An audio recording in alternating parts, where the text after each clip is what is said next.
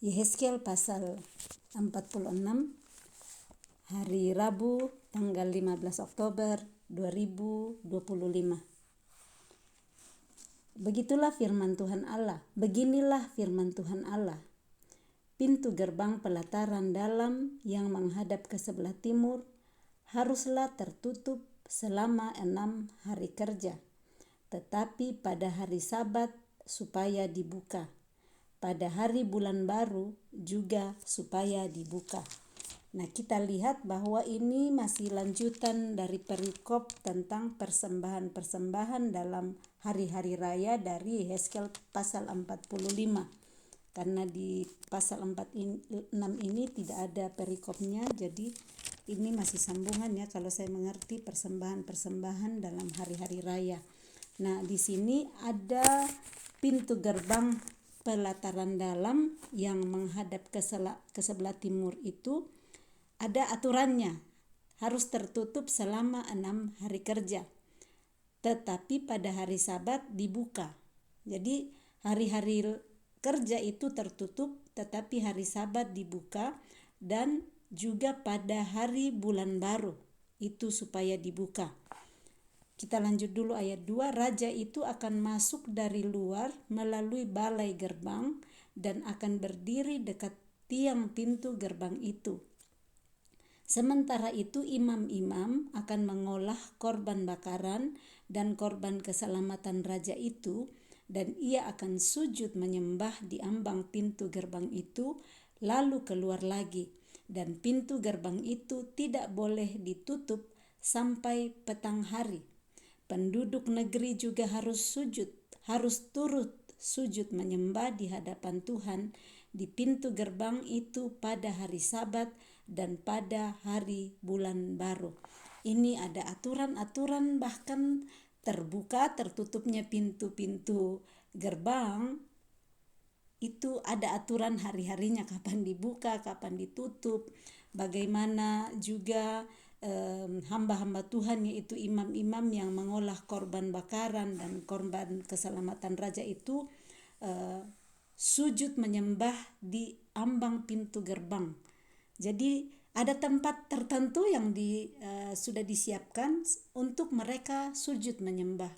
Jadi ternyata saya lihat di sini nggak sembarang juga imam-imam itu tempatnya untuk menyembah. Nah, nanti penduduk negeri juga ikut menyembah seperti imam-imam di hadapan Tuhan di pintu gerbang yang sama. Di pintu gerbang itu, dan harinya adalah pada hari Sabat dan hari bulan baru. Ada hari-hari tertentu. Nah, kembali ke zaman kasih karunia kita hari ini, kita bisa menyembah kapan saja sama Tuhan. Gak harus ditentukan di depan pintu gerbang mana. Betapa kita hari ini sangat dipermudah sekali dalam hal menghormati Tuhan, menyembah Tuhan, pintu-pintu semua saat kita mau buka pintu hati kita. Kita lihat bagaimana di Wahyu 3 ayat 20, di situ juga sudah bercerita tentang pintu. Nah, bagaimana dikatakan bahwa lihat aku berdiri di muka pintu dan mengetok.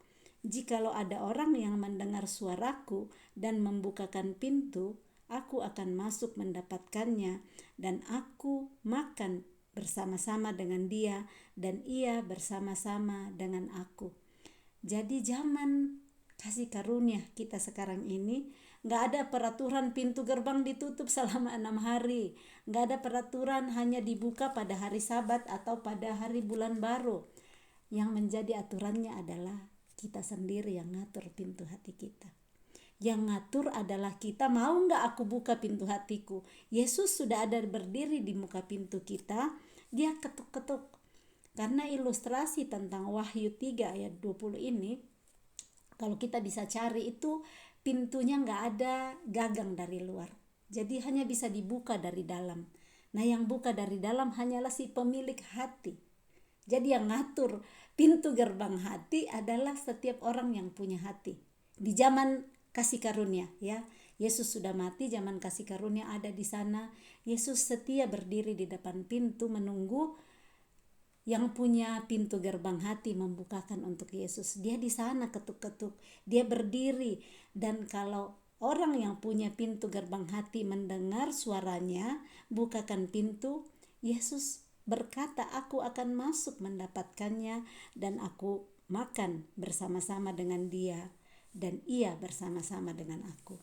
Jadi kita bisa lihat hari ini pintu gerbang hati kita, mau enggak saya buka setiap waktu, ataukah saya mau tutup juga 6 hari nanti cuman hari Minggu kalau saya ke gereja baru saya buka lagi pintu gerbangnya, atau pada hari bulan baru buka. Itu yang seperti dilakukan dulu di zaman perjanjian lama. Nah, pilihan ada pada kita, pintu gerbang kita. Maukah kita buka setiap kali mendengar suara Yesus dan kita buka untuk dia masuk, mendapati kita bersama-sama, nuntun kita gimana cara makan yang benar, gimana duduk di meja makan, gimana berbicara sama orang lain. Yesus pasti memberikan kita contoh-contoh seperti itu. Ya, kita lanjut ke ayat yang keempat.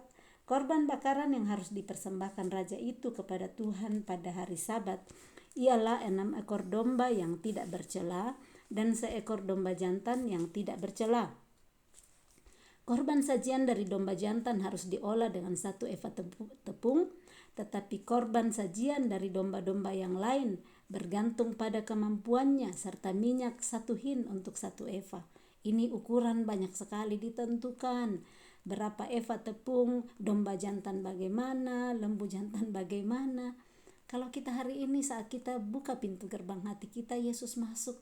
Dia nggak bilang, hari ini saya mau makan ayam, hari ini saya mau makan ikan. Yesus melihat apa yang kita ada hari itu. Nah, bagaimana kita beradaptasi dengan cara Yesus. Tapi Yesus nggak nuntut macam-macam apa yang dia mau makan. Dia masuk di dalam hidup kita, dia lihat keadaan hidup kita hari-hari. Nah, bagaimana kita mau ngikut tuntunannya melalui Roh Kudus untuk dia senang tinggal di dalam rumah hati kita saat kita bukakan pintu. Ayat yang ke-6, pada bulan baru harus dipersembahkan seekor lembu jantan muda yang tiada bercela, serta 6 ekor domba dan seekor domba jantan yang tiada bercela. Ayat 7, sebagai korban sajian ia harus mengolah 1 eva tepung dengan seekor lembu dan 1 eva tepung dengan seekor domba jantan, tetapi korban sajian dari domba-domba lain bergantung pada kemampuannya serta minyak 1 hin untuk 1 eva. Ayat 8, kalau raja hendak masuk ke dalam, ia harus masuk melalui balai gerbang dan keluar dari situ juga. Tetapi kalau penduduk negeri pada perayaan-perayaan yang tetap berkumpul di hadapan Tuhan dan yang masuk melalui pintu gerbang utara untuk turut sujud menyembah, biarlah mereka keluar melalui pintu gerbang selatan, dan yang masuk melalui pintu gerbang selatan biarlah keluar melalui pintu gerbang utara. Janganlah seorang kembali melalui pintu gerbang kemasukannya, tetapi masing-masing harus keluar dari pintu gerbang yang di depannya. Peraturan masuk, peraturan keluar, pintunya yang mana. Kalau kita yang hari ini baca ya, sepertinya rumit banget yang orang-orang zaman perjanjian lama dulu hidupi.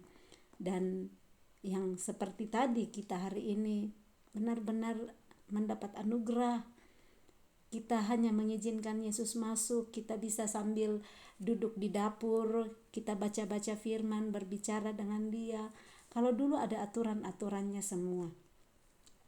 Ayat yang ke-10, mengenai raja itu, ia akan masuk bersama-sama mereka dan keluar bersama-sama mereka. Jadi ada waktu di mana raja dan umat masuk di pintu yang sama, keluar di pintu yang sama.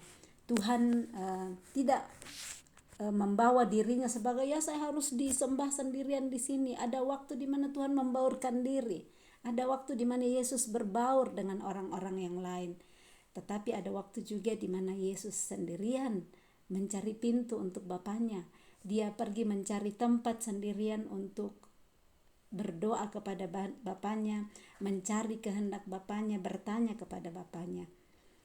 Ayat 11, pada hari-hari raya dan perayaan-perayaan yang tetap harus ada korban sajian, yaitu 1 eva tepung diolah dengan seekor lembu jantan dan 1 eva tepung diolah dengan seekor domba jantan, tetapi korban sajian dari domba-domba yang lain bergantung pada kemampuannya, serta minyak 1 hin untuk 1 eva. Kalau raja mengolah korban bakaran sukarela atau korban keselamatan sukarela bagi Tuhan, maka orang harus membukakan pintu gerbang sebelah timur untuk dia, dan ia akan mempersembahkan korban bakarannya dan korban keselamatannya itu seperti ia perbuat pada hari Sabat. Kemudian ia keluar, dan sesudah ia keluar pintu gerbang harus ditutup. Tiap hari ia harus mengolah domba yang berumur 1 tahun dan yang tiada bercela sebagai korban bakaran bagi Tuhan. Setiap pagi ia harus melakukan itu.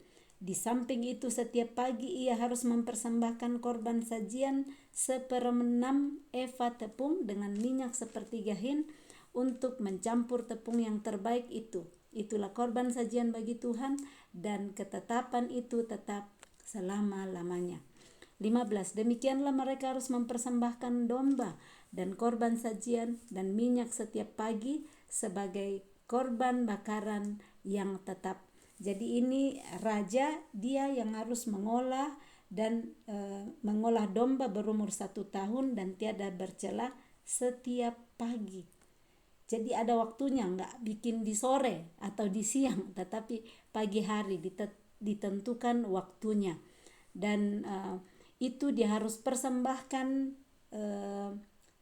setiap pagi itu dengan ketentuan-ketentuan berapa ukuran tepung, berapa ukuran minyak, dicampur bagaimana, ukuran-ukurannya ada semua. Dan kalau kita sekarang ya, zaman sekarang ibu-ibu kalau mau bikin kue apalagi kalau nggak pernah bikin sebelumnya, ikutin benar ukuran-ukuran berapa gram terigu, berapa gram mentega, berapa ini. Di sini kurang lebih seperti ini ternyata yang dilakukan dulu, bagaimana untuk mempersembahkan korban kepada Tuhan. Nggak asal potong aja, ya sudah ada dombanya yang 3 tahun, ini ditentukan umurnya 1 tahun. Jadi nggak boleh sembarang. Berarti itu domba-domba, lembu-lembu, binatang yang mau dikorbankan itu, mereka juga harus perhatikan usia berapa. Kalau sudah 2 tahun bukan itu yang diminta, harus yang berumur 1 tahun. Ya, ukuran-ukuran seperti itu yang kita bisa lihat bagaimana Tuhan sangat detail, Tuhan sangat memperhatikan keteraturan, Tuhan itu harmoni, Tuhan gak asal-asalan. Dia bekerja dengan sangat teratur dan dia mengajar umatnya dengan keteraturan-keteraturan. Ayat 16. Beginilah firman Tuhan Allah, kalau raja itu memberi sesuatu pemberian dari milik pusakanya kepada salah seorang anaknya, maka itu menjadi kepunyaan anaknya dan milik ini menjadi pusaka mereka. Kalau ia memberikan pemberian dari milik pusakanya kepada salah seorang hambanya, maka itu menjadi kepunyaannya sampai tahun kebebasan, lalu harus kembali kepada raja itu. Hanya anak-anak raja itu boleh mewarisi milik pusakanya. Ada perbedaan, sekalipun raja memberikan pemberian milik pusakanya, tapi kalau itu hambanya, maka itu akan hanya menjadi kepunyaannya sampai tahun kebebasan. Nah, nanti harus dibalikin ulang kepada raja, nggak akan menjadi milik mereka selamanya. Tetapi kalau diberikan kepada anaknya, maka itu akan menjadi kepunyaan anaknya selama-lamanya, menjadi milik pusaka mereka. Nah, kita bersyukur sebagai anak raja, anak bapa. Kita saat kita mempercayai dia sebagai anak Allah yang sudah mati di kayu salib dan bangkit pada hari yang ketiga, mengakui dia, menerima dia, kita sebagai anaknya, kita layak memiliki, mempunyai milik daripada Bapa kita, karena kita sebagai anak, kita sebagai pemilik dari milik pusaka Bapa kita. Tapi kalau kita tidak mau menerima dia, ya kita hanya sebagai hamba nantinya. Ayat ke-18, dan janganlah raja itu mengambil sesuatu dari milik pusaka rakyat sehingga mereka terdesak dari miliknya. Hanya dari miliknya boleh ia mewariskan kepada anak-anaknya, supaya jangan seorang pun dari umatku didesak dari miliknya. Ini dalam hal tidak mengambil paksa milik dari rakyat, tetapi benar-benar hanya miliknya yang dia boleh wariskan kepada anak-anaknya, bukan ngambil dari kepunyaan rakyat dari masyarakatnya. Kita ingat dulu bagaimana kisah Ahab dan Izabel ya, yang Ahab mau mengambil warisan dari saya lupa, yang pemilik kebun anggur itu. Nantinya dia mau ambil padahal dia sudah banyak sekali kekayaannya, tetapi dia mau karena dekat dari istananya. Dia minta Nabot yang punya kebun anggur, dia mau ambil. Dan kurang lebih mungkin seperti ini, jangan ngambil milik pusaka rakyat, tapi kalau mau memberikan warisan kepada anak-anaknya, pakailah dari miliknya sendiri. Perikop berikut, tempat memasak korban-korban. Ayat 19, lalu dibawanya aku melalui pintu masuk yang di samping pintu gerbang ke bilik-bilik untuk para imam yang di sebelah utara tempat kudus. Dan sungguh di sana di bahagian barat sekali ada suatu tempat. Ia berkata kepadaku, disinilah tempatnya imam-imam memasak korban penebus salah dan korban penghapus dosa dan membakar korban sajian. Dan mereka tidak boleh membawanya ke pelataran luar, supaya dengan demikian mereka jangan menguduskan umat Tuhan. Kemudian diiringnya aku ke pelataran luar dan membiarkan aku pergi ke 4 sudut pelataran itu. Sungguh di tiap sudut pelataran itu ada lagi pelataran. Pada keempat sudut pelataran itu ada pelataran-pelataran kecil, 40 hasta panjangnya dan 30 hasta lebarnya. Keempatnya sama ukurannya. Mengelilingi keempat pelataran kecil itu ada tembok batu, dan di bagian bawah tembok-tembok batu itu sekelilingnya diperbuat tempat-tempat memasak. Ia berkata kepadaku, inilah dapur tempat memasak, di mana petugas-petugas bait suci memasak korban sembelihan umat Tuhan. Amin. Kita lihat bahwa sampai dapur pun semua diatur, gak ada yang dilupakan, gak satu pun yang terlupakan oleh Tuhan. Dari bilik-bilik, tangga-tangga, gang-gang, pintu-pintu gerbang, tempat pembakaran korban, pakaian yang dipakai imam-imam, sampai ukuran, kalau kita ingat pembacaan sebelumnya, sampai potongan rambutnya, sampai ikat pinggangnya, sampai janggutnya diperhatikan ukurannya. Jadi Tuhan itu Tuhan yang gak sembrono, yang gak asal-asalan. Dia sangat tahu semua yang dibutuhkan. Nah, dalam hidup kita dia tahu semua apa yang kita butuhkan. Dia rindu supaya kita juga hidup dengan teratur. Nah, dia memberi contoh-contoh seperti ini bait suci nantinya, dan kita sebagai bait suci Tuhan di pintu-pintu apa yang kita sudah pelajari juga, bagaimana kita berjaga-jaga dengan setiap pintu yang bisa masuk di dalam hidup kita, mata kita, telinga kita, perasaan kita, supaya kita gak izinkan terbuka begitu saja. Ada yang kita bisa tahu, saya kunci untuk hal-hal yang tidak kudus yang akan masuk, atau ada di mana saya bisa buka bebas kalau Tuhan Yesus yang ketuk-ketuk dari luar. Nah, kita mari terus menjaga pintu gerbang hati kita, dan kita tahu kita buka kepada siapa.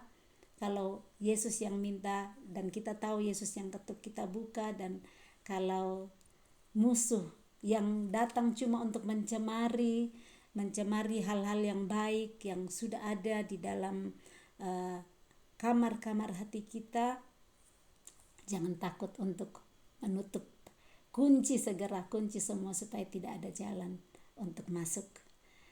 Salam kasih, Tuhan Yesus memberkati. Shalom.